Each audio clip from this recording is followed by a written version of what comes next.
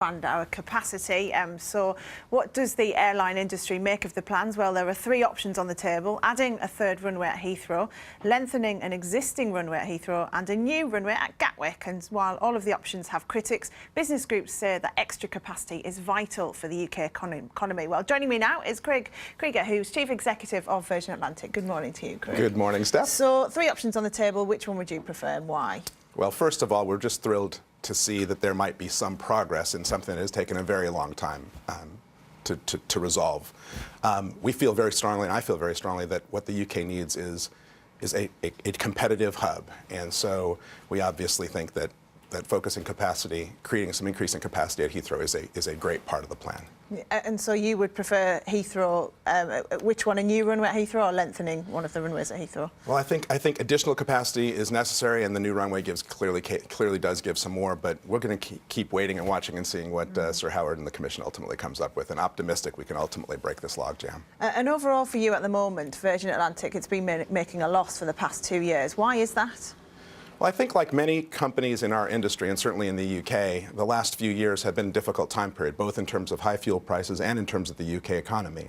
So the task was pretty clear for me as coming on board about 10 months ago, and that is to turn that around while preserving or enhancing the relationship that our customers have with our people, and the way in which our customers feel about our company. You say you want to turn things around, but you say the reasons why you were loss-making is things to do with such as fuel prices. So how are you going to do it? Because fuel prices are something which we've seen go up a lot over the last few years. Well, a couple of things. One, we're starting to see a little bit of traction in the UK economy, and some improvement is very helpful. And two, buying some new, more fuel-efficient airplanes that are also quieter is a big piece of our game plan. And we start taking the 787 Dreamliner this coming September. And three, just focusing on a little bit at a time across the board. You're also going to charge customers more in terms of you're now going to charge economy class passengers to reserve a seat. Is that a way of trying to make profit again? Well, that's a very small part of any piece of the equation, but we've seen a number of our competitors do this, and of course customers don't have to pay that charge. It should allow those who really do care about what seat they want more capability of getting so, and for others, there's no need to actually pay for it. They can, we will keep seats allocated for families traveling together, and those seats will become available at the check-in time period. So it's not going to be 4 times the price for a family of 4. Then would they have to pay for each to reserve a seat? If they wished, if you wished to reserve it in advance of check-in, you would have to, but you certainly don't need to do that. And we will still assure that families traveling together can sit together. You recently launched a domestic service this year.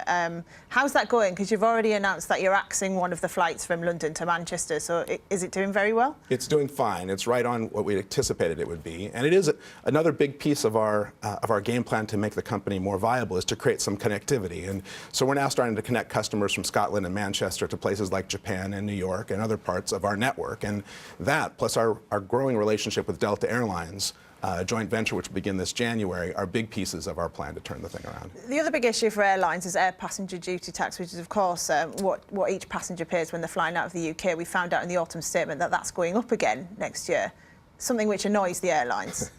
Well, between capacity, which we've already talked about, and taxation, this is a pretty difficult and expensive environment for airlines to do business, and for customers, both businesses and people traveling on leisure. It is an extremely uncompetitive tax. The World Economic Forum would identify it as the very bottom of the league table of the 139 countries in terms of taxation on aviation. And obviously, we wish the government would draw a different conclusion. OK, Craig, well, thank you very much for coming in to talk to us this morning. That's it for me for now. Steph, thanks very much. When you go shopping, do you take reusable bags or do you use plastic ones provided at the till? Well, I always like to think that when I go out shopping, I will take the bags with me, and then I get to the till and I've always forgotten them. OK. Yeah, sounds about right. Does having to pay for them, then, would that make you change your habits? Well, a lot of shops do already charge, don't they? And shoppers in Wales and Northern Ireland already charge 5p for a plastic bag. Scotland's due to follow suit next year. And today, MPs on the Environmental Audit Committee discussed plans to introduce a similar scheme in England. We asked people in Cardiff and Manchester what they thought.